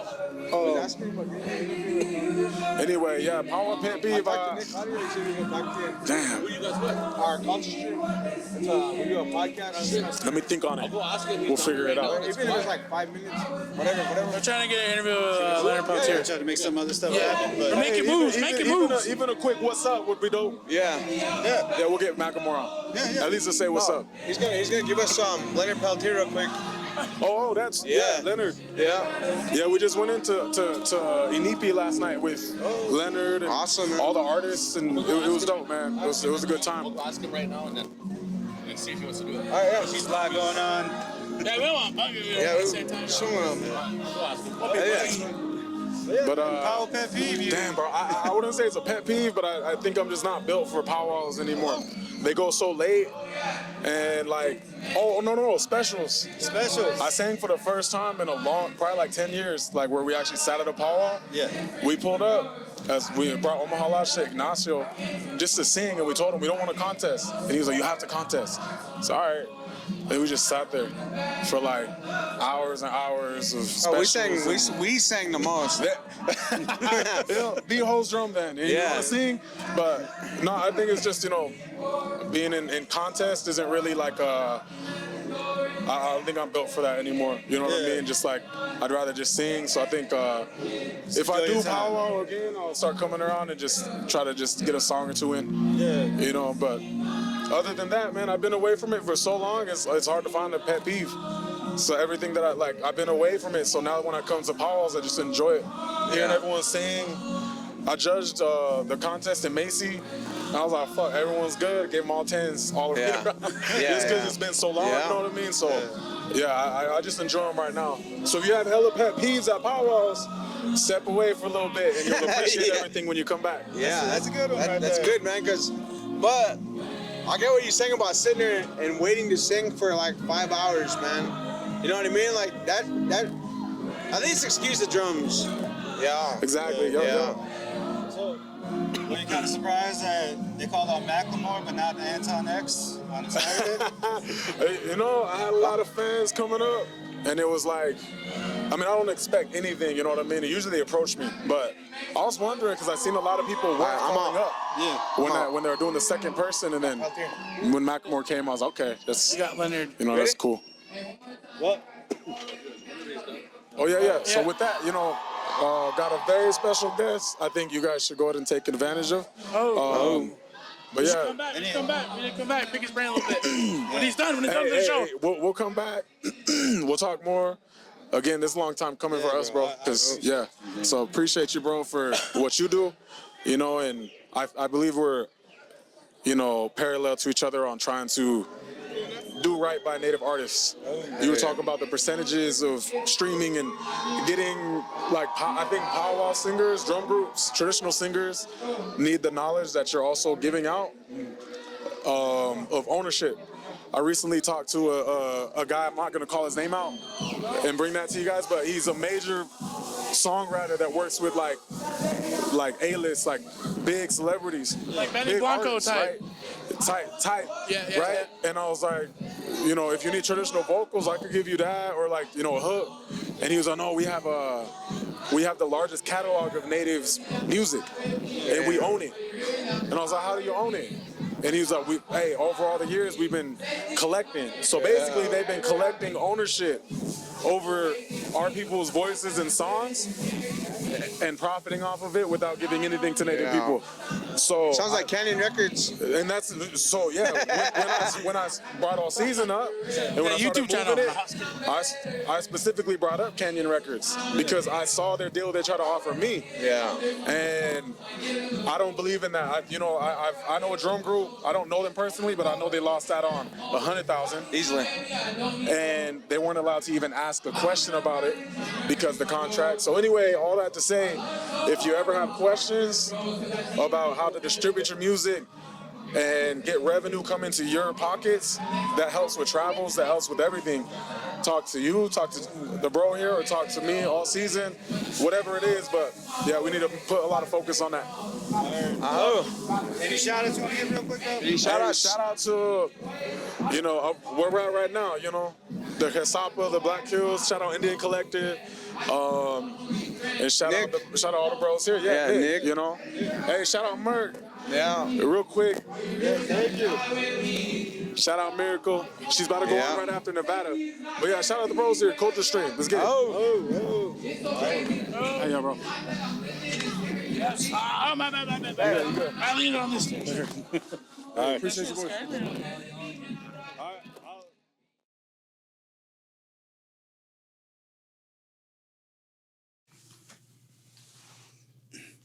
Hey, what's up, everybody? JTC Boy coming at you with the Culture Stream podcast. Today is a special day for us because we're joined with a special guest here. Again, I got the brother Tonez over here. Hello. Brother Greg. Hello. And our special guest is none other than Mr. Leonard Peltier. Okay. Hello, my name is Leonard Peltier, my English name anyway. My father was a Chippewa, or yes, he was because he passed, and he was from Turtle Mountains in North Dakota. My mother was Lakota Dakota from Spirit Lake, and my family name is Tante Wikawa, which means in Lakota means wind chases the sun. I got many other names too, of course, from different tribes that had been big supporters of mine. There's so many that it's hard for me to even remember them all. But I'm 81 years old, and I've been out of prison. I got out of prison after spending 49 years, 2 months. And I'm now sitting here watching this TV on that are filming the Indigenous Day here in Rapid City, South Dakota. Yep, the Indigenous Peoples Day event hosted by the NDN Collective. Yes. Yeah. So we got a chance to hear Leonard talk out there on the stage. He was getting the people all hyped up and had a lot of good words to share. And one of the things that I liked was, we know we're sitting by a real one, because he said that he could have gotten out years ago, but he didn't admit to, what was it, them wanting you to admit to being guilty, or? They wanted me to admit to falsely claim I was guilty, and I also wanted me to retract a lot of statements that was made by Native people, true history about the genocide committed against us. They enslaved us to start with, and then when that wasn't successful, they started bringing in black people who had already been doctrinized as slaves, I would say, and we continued to resist them. We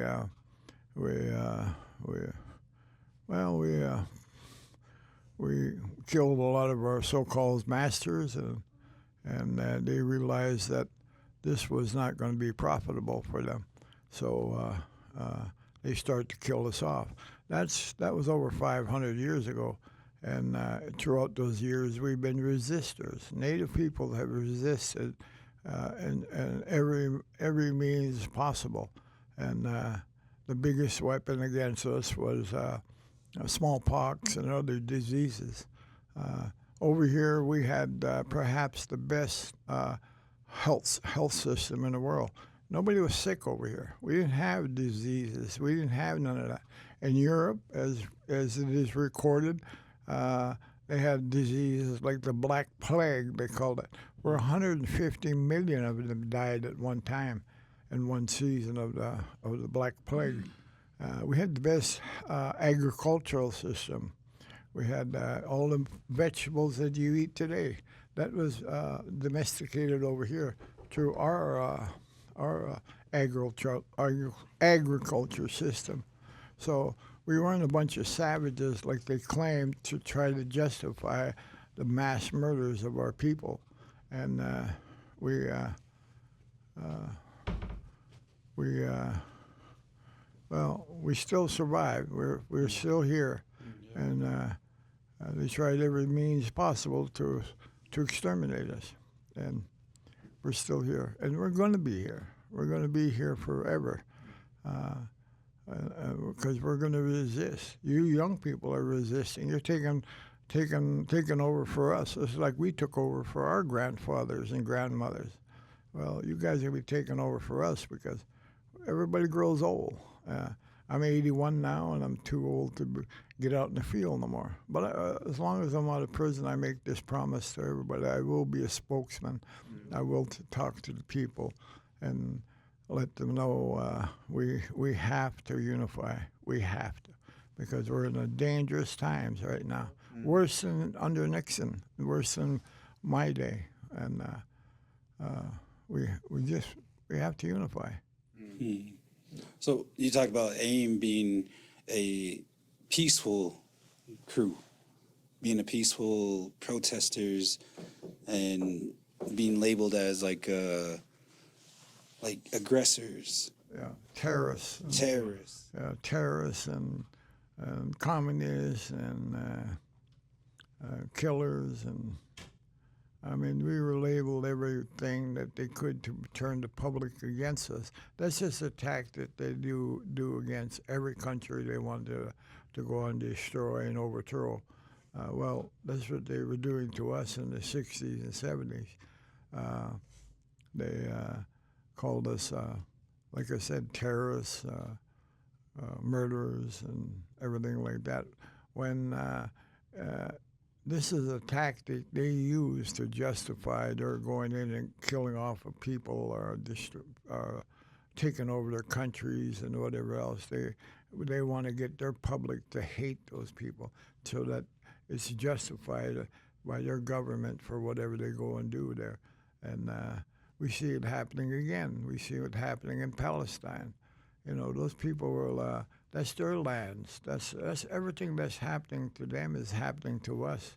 I mean, happened to us 50, 70, 80 years ago. And it's still happening to us in a different way now. It's more political and through taking away our rights and taking away our treaties and stuff like this. So, and once we lose our treaties, we don't exist no more as a race of people, because we are a race of people, and the treaties prove that. Mm-hmm. So we're in danger right now, and I'm not advocating violence. I'm advocating unity among all of us. We got to come together and Those that don't want to come together and want to become part of them, then we ask them. First we'll ask them politely. Well, pack your shit and get the fuck out of here. You want to see deportation? You're going to see it with yourself. If you don't want to be part of us, get the fuck out of here. What else can we tell them? They don't want to be part of us, but they want to see us destroyed because they'll be the first ones to put their hands out and get what little bit they're going to get for it, for the rest of our lands. So. Those are the things that we got to think about. We got to.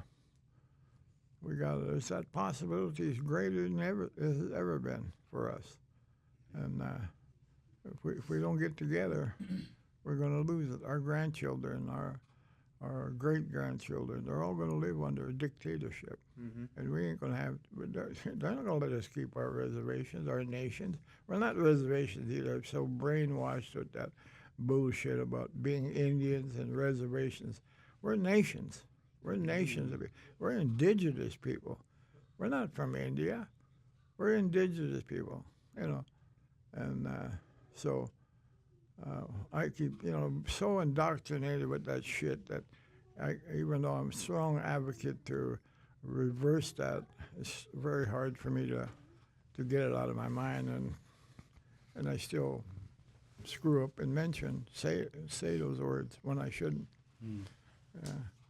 But no, that's we got to come. That's all I'm calling for is unity. I can't call for violence. If I call for violence, they'll put me back in prison and I'll die there this time. I'm 81 years old. I can't go through what I went through even 10 years or 20 years. I can't go through that. I won't. I'm not healthy enough to hold up that. Hopefully I can be another 20 years while I'm out. I'm starting to feel a little better. Although I did fall just 3 months ago and broke both legs, both ankles, and then I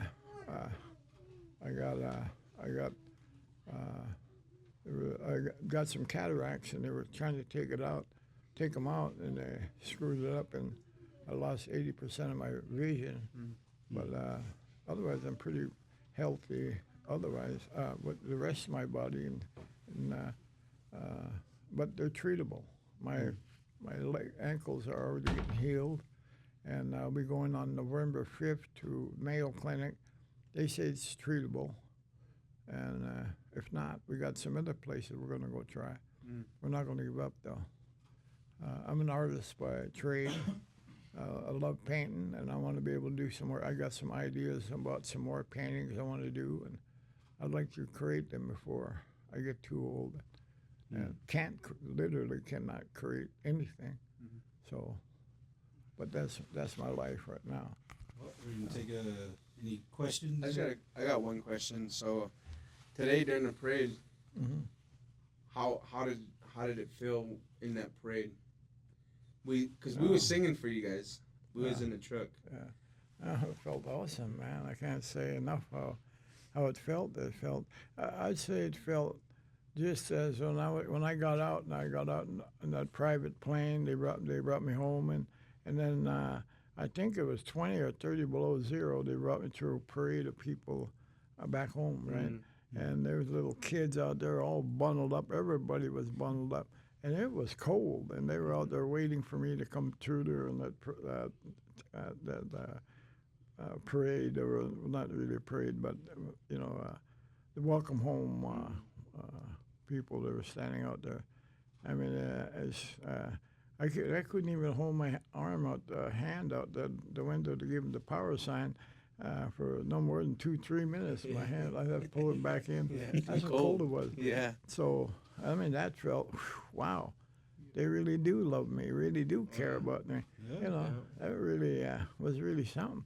And then when I walked into my home that they bought for me, and NDN Collective and all them that that raised the funds to be able to buy me a home and stuff like that, was even more sensational to me. I said, wow. Wow, these people do appreciate the sacrifice. I could have got out of prison years ago. See, I went to Canada for a reason. We didn't know who the snitches were, in our group, in our people. We didn't know who they were, and I figured it was somebody though, because they got an indictment. So somebody had to go speak in the grand jury, and of course we found out later that this woman that was claiming to be my girlfriend, who I'd never met in my life, and she's admitted, and our families admitted that she was false, and then even the prosecutor admitted that, and the appellate judges, they all admitted. So there's no doubt at all she was a fabricated witness. That's a constitutional issue. They're not supposed to, they're not supposed to do shit like that. That's automatic dismissal. Yeah. All right, so I was in Canada. I was trying to find out who the hell it was. In the meantime, my co-defendants went to trial, and they were acquitted by self-defense. That means there was no longer that was no more a crime scene. So they changed all that secretly, and they're not supposed to do that. And they went shopping for a judge that would work for them. So they found Fargo, North Dakota, and that judge worked for them. And there was a high anti-Indian communities around there. I mean, that judge was cases was repealed numerous times for making racial statements. And anyway, they transferred my case to there. But in the meantime, her family came forward and said she don't know him, and so they didn't use her, but they admitted she was fabricated and things like that. They paid Canada, but the case was so bad, Canada didn't want to send me back. They said, no, we can't send it back on the evidence that you presented. So they paid Canada, the Attorney General over there, $55 million to send me back. Wow. Yeah. I got this evidence from the Solicitor General of Canada. How much would that be now? Warren Ullman.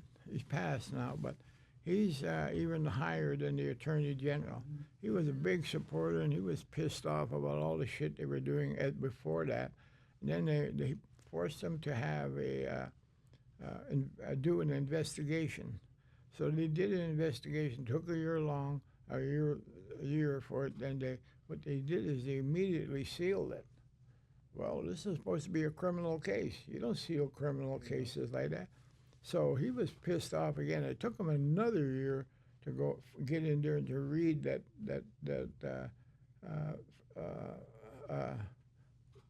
investigation.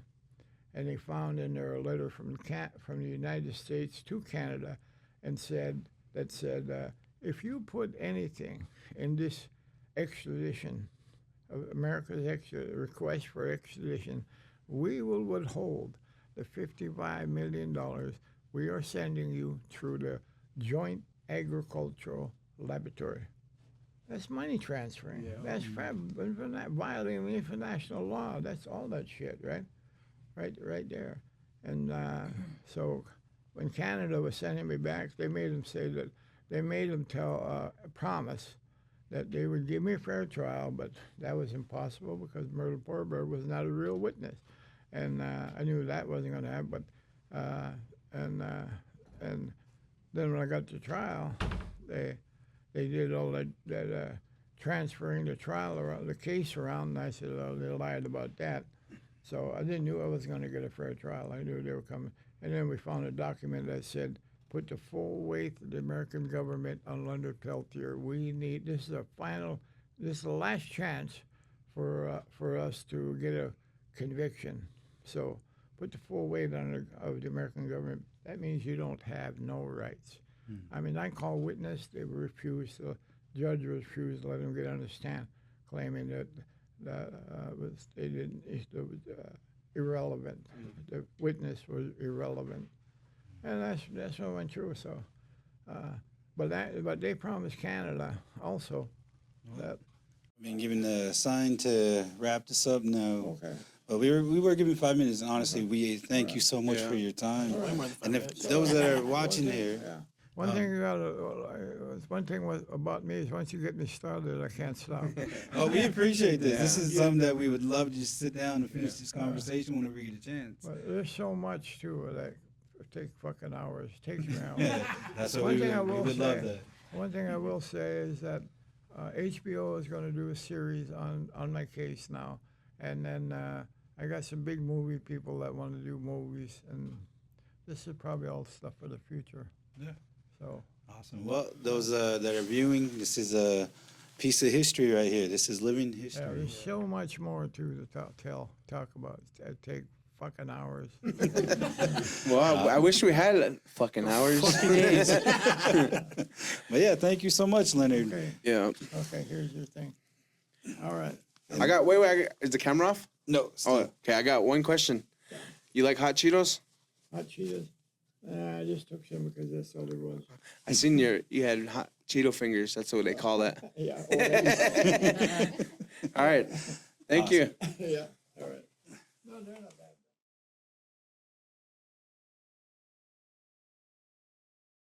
JTC Boy coming at you with the Culture Stream podcast. We just got done doing an awesome interview with Leonard Peltier. Kind of got the hookup from the man here, the guy that kind of put this all together, the Indian Collective here, Nick Tilson. I want to say thank you for getting us in with Leonard, and kind of the whole thing, the event that you put together is incredible. Incredible. You want to talk about? Yeah, it's good to be on. Good to be on here talking with all of you guys. Yeah, and I'm the founder and CEO of NDN Collective. You know, when we started this Indigenous Peoples Day Festival, both to celebrate Indigenous culture, art, our language, our music, the vibrations, the energy, and be able to like radically imagine what the future looks like. Yeah. So it's about celebrating the past, the present, and the future. It's about resistance. Yes. And but it's also about celebrating and being in love, being fierce, being resistors, but at the same time, building the culture of creating. Yes. And building that and vibing off of each other, because that's how we survive as Indigenous people. Yeah. And so that's why this event. That's what this event's all about. That's why we have comics, and we got poets, and we got spoken word, and we got country music and rap music, and all of the above. Yeah.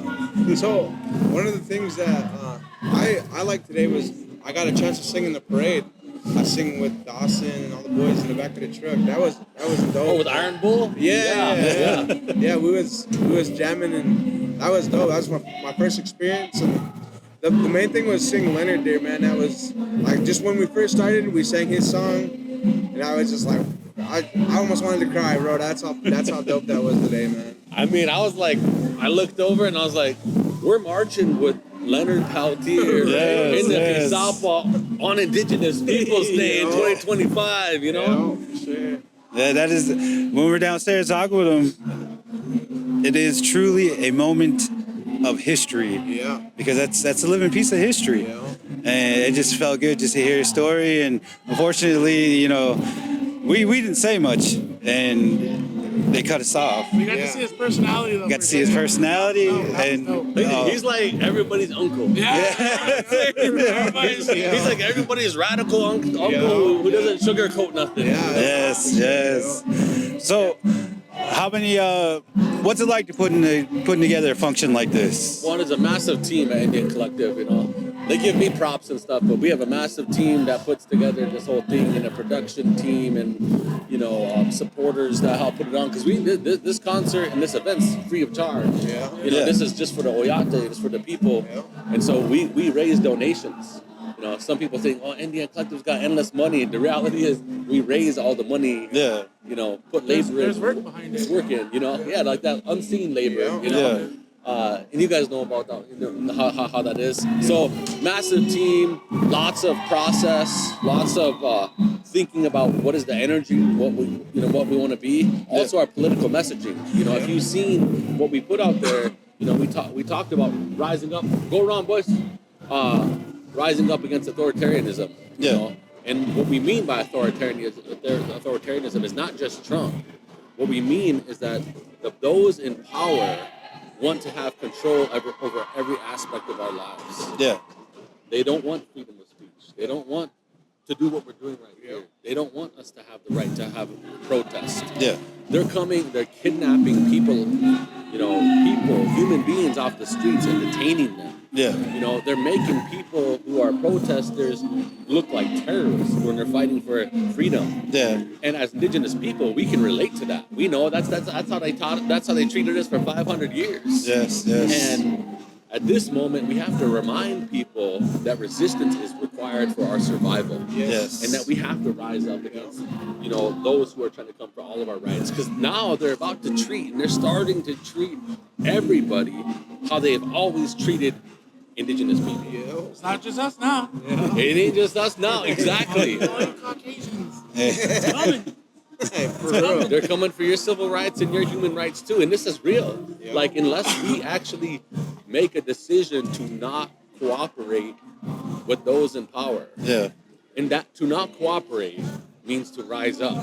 It doesn't mean just to protest. It means to create laws and create strategies in which we don't adhere to the issues that they're pushing. And when they tell us we can't march, it's time for us to march. When they tell us we can't speak, it's time for us to speak. And so that's part of the spirit of what this whole event has been about too, especially this year in this political moment. And that's why it was very intentional for us to bring Leonard Peltier here. Because Indigenous people bound together. We came together and we outflanked the most powerful law enforcement agency in the world and won on the ground right here, The Wakais, I don't even care. Those are probably my nephews anyway. Your kids? One of them, he said. But now you might get in trouble. I got 4 kids and my fiance has 4 kids, so we got the Indian Brady Bunch. I can relate to that. But it's sacred over here. Getting sacred on us over here. But so one of the things we talk about on our podcast, which is the question that we kind of ask everybody, but is being a powwow person, going to powwows and all that, what is your powwow pet peeve? Powwow pet peeve? Man, the bathrooms. It's like everybody forgets how to use the bathroom, man. This shit's messed up, man. I'm like, we're peeing like white people up in here, man. It's like, come on, let's have some dignity, Like we're at the bar. I'm like, shit, this is not 2 a.m. and it's not bar closing. It's fucking 9 o'clock and grand entry just got done. What was it last year in the main bathroom? Last year I was using the handicap because I had my tank. And this glass at the wall and it said F Indians, but it was like NDN. I was like, damn, another native had to wrote that. I was like, how mad do you have to be while pooping right now? F Indian, but the bad word. I guess that's my second peeve. If you're gonna talk shit, don't do it on the bathroom stall. Do it to our face. Yeah, that's true. Or do it on Facebook like me. I'm just kidding. That's why I don't go on Facebook. It's like Stomey's playground. That's why Stomey's web. That's why I'm transferring from Facebook to stand-up comedy. More safer. Next year you have to bring this guy on for comedy. Next year. He's all right now. But so he did his first stand-up a couple weeks ago in LA. So he killed it, man. Oh yeah. But it was some. You gotta send it to me so I can check it out for next year. Yeah. We'll put you on the spot up there. You all sweaty. I'll be in shape next year. So, who's your favorite artist here tonight? My favorite artist, Miracle. Miracle can sing. She has the range. She could sing traditional. And hand game. She could sing every kind of thing. That's a good album, by the way. And then she's going into the mainstream. It's like she's beginning. I mean, that's her right there. That's good. It's that voice. Like she is powerful, and she came up through the homelands and the ceremonies and in our ways, but she's branching off into other things and that's powerful. So that's why we want to, and that's the other part of this whole festival. Really, it's about elevating. It's about elevating. Even my brother Macklemore, who you guys will see on later, like he was really like, and I'll talk about this in a little bit when we're up there. But like at first, he didn't want to come because he didn't want him being here as a white guy to be like, trying to outshine the natives. Yeah. That's why even on the poster we put his name lower down. Yeah. Just but because it was about lifting up those artists. Yeah. But I was like, yo, if you come, Mac, then you will help platform people who don't tune into, who don't tune into Miracle or don't tune into Antoine, or maybe who don't tune into Nevad or the Barehead Sisters. It's our opportunity to bring our music and our culture to the mainstream. Yeah. And so that's kind of why he's here too, is to help elevate that, along with standing in solidarity with us as Indigenous people and with us politically too. Yes. The relationship of him being here, we didn't ask him to come here because he was a celebrity. Yeah. We asked him to come here because we created a political alliance with him. Yeah. And that's right. There's deeper roots there, you know. Yeah. Well. And he's like always been like one of the artists at the forefront for like progressive topics and stuff, like touchy subjects, things that are taboo. So that's wait. He's got courage. You know what I'm saying? Yeah. Like he's got like. You know, and he's an independent artist, so he's not on a label. Yeah. He just and part of that was because he always wanted to be able to speak his mind. He always wanted to be able to say, "This is what I'm about. This is what my politics are." You know? And he owns his music. Just go back like what Antoine was saying, but the ownership. Yep.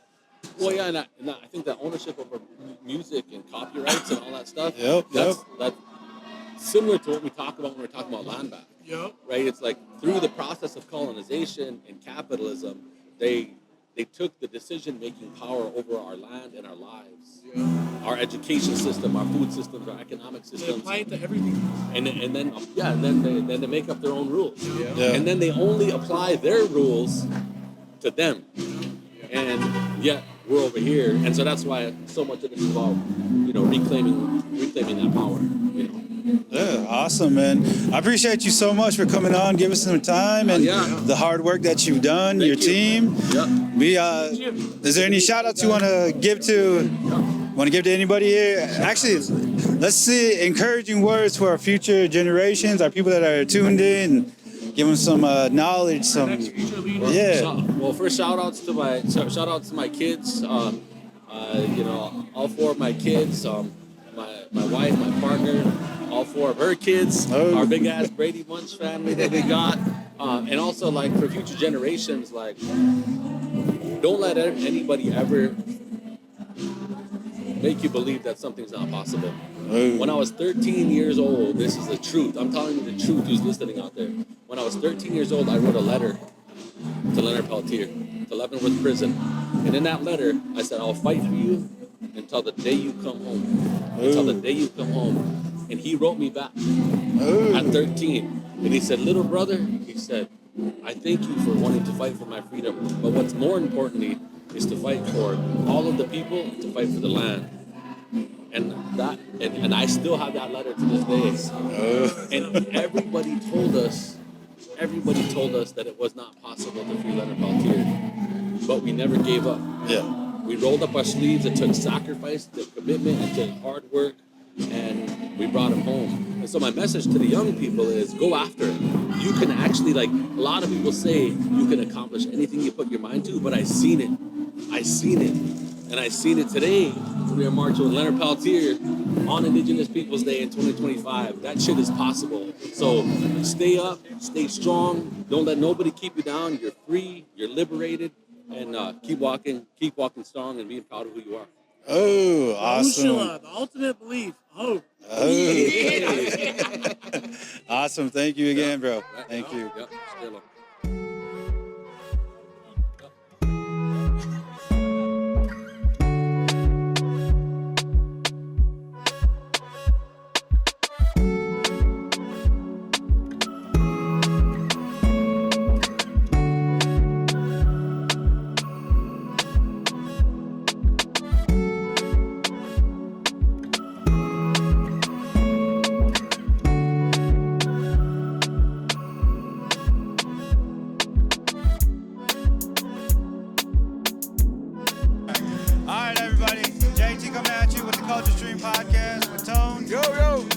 say thank you.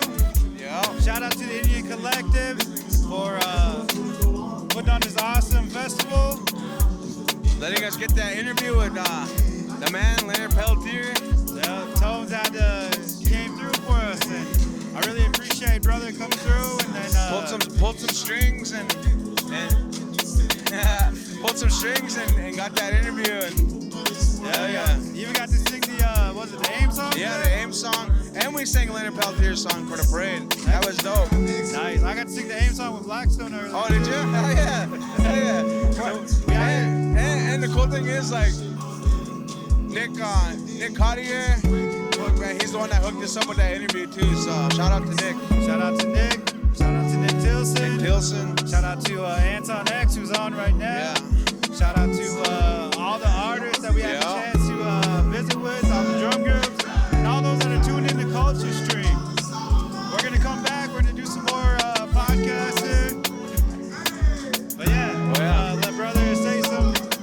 Give us a shout out. Shout out to all the natives that are trying to do something good in your community.